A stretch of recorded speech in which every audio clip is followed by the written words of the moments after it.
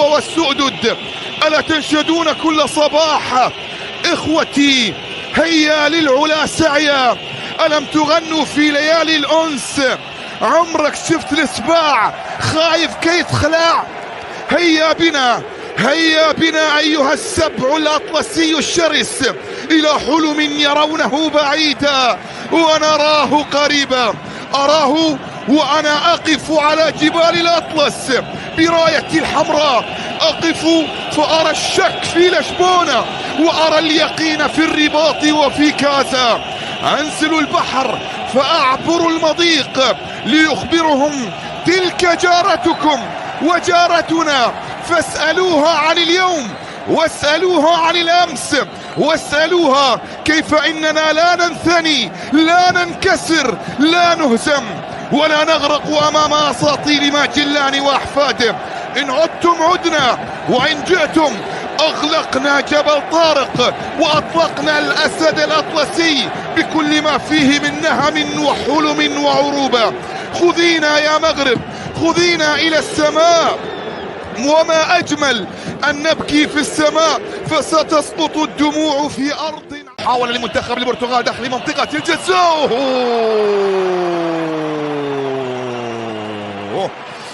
ياسين في التوقيت المناسب في التوقيت الأولى على يسار حارس المرمى بونو. الآن انطلاقة من الجهة اليسرى، محاولة ملعوبة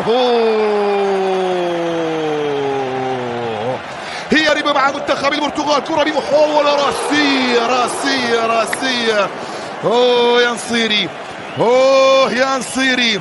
هذه المنتخب الاسباني محاولة ملعوبة راسية والأمامية داخل منطقة الجزاء. طالت الربع النهائي. كرة بمحاولة ملعوبة الآن راسية، لكن أيضا تغطية وإبعاد، تسديدة بعد ذلك والتصدي موجود والمحاولة لا زالت مستمرة والإبعاد في التوقيت المناسب لتعود في الجانب المقابل البحث. كرة عن طريق جيريرو، عرضية من دالوت، محاولة الوصول إلى غونزالو أشمر، تقدم زياش، سدده بالقدم اليسرى من حكيم، لكن إلى خارج أرضية الملعب. عن العرضية، يلعب العرضية داخل منطقة تنفيذها حكيم زياش، على تنفيذها حكيم زياش. كرة ملعوبة داخل منطقة الجزاء راسية من يوسف نصيري. الكرة الراسية الماضية مرت سيلفا وفرناندو سانتوس يبحث عن طريقة ما، يعلم تماما الآن بأن الأمور ليست كما يشتهي، ليست كما يعتقد. كرة بمحاولة ملعوبة الأمامية الآن، لكن أيضا راسية وإبعاد لا زالت مستمرة، تسديدة خطيرة جدا كرة جواو فيليكس، لكن اصطدمت وفي الجهة اليسرى. عرضية ملعوبة راسية، لا أمل لاح بالقدم اليسرى جاري في منطقة الجزاء والتسديدة تاتي في أحضان ديوغو كامية، رائعة جدا من زياش، يلعبها في الجهة اليسرى إلى رافائيل جيريرو، تسديدة قوية جاءت من جواو فيليكس إلى خارج أرضية الملعب. هدف لجواو فيليكس في بطولة. كرة بمحاولة مغربية الآن وصلت إلى الجهة اليسرى، عرضية داخل منطقة الجزاء.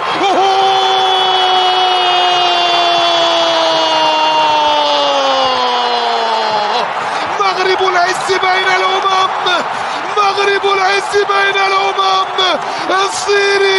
الصيري ينصر دينك يا يوسف، ينصر دينك يا يوسف. أول الأهداف، أحلى الأهداف، يا الله يا الله يا الله. المستحيل ليس مغاربيا، المستحيل ليس عربيا. محاولة تعود في الجانب المقابل، اصطدمت في العارضة. هو الثاني، المحاولة لا زالت مستمرة وقائمة. يا الله يا الله يا الله.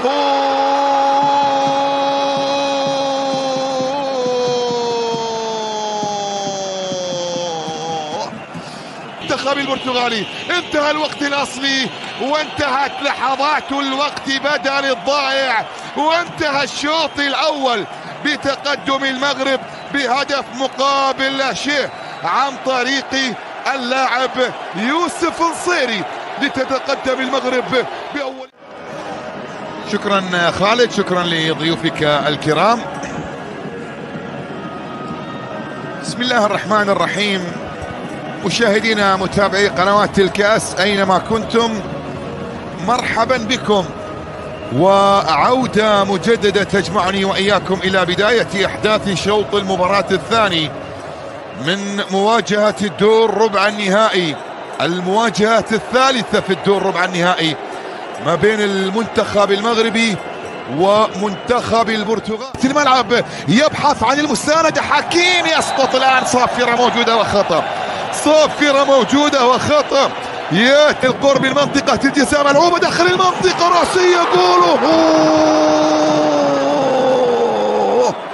يا الله يا الله، مرت الكرة والمحاولة الماضية كريستيانو، وبالتالي سيعود برونو فرنانديز لأن يكون حاضرا في منتصف في ملعب المباراة.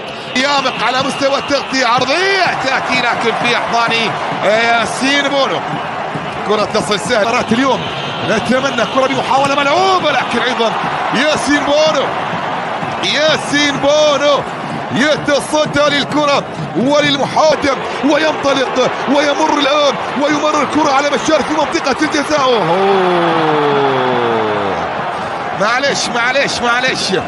معلش من عز الدين وناحي يقدمتان مميزا جدا في هذا اللقاء، هو استمرارية اضطراريا. كرة بمحاولة ملعوبة راسية خطيرة، مرت عن طريق غونزالو راموس، محاولة ملعوبة، وهذه الكرة وهذه المحاولة يجب أن يكون المحاولة ملعوبة إلى كريستيانو وبعيدت منها. الوقت لا يمر، التقدم والمرور، لكن أيضا تغطية دفاعية، ومن ثم بعد ذلك حضور رائع جدا، والكرة تحولت إلى خارج أرضية الملعب.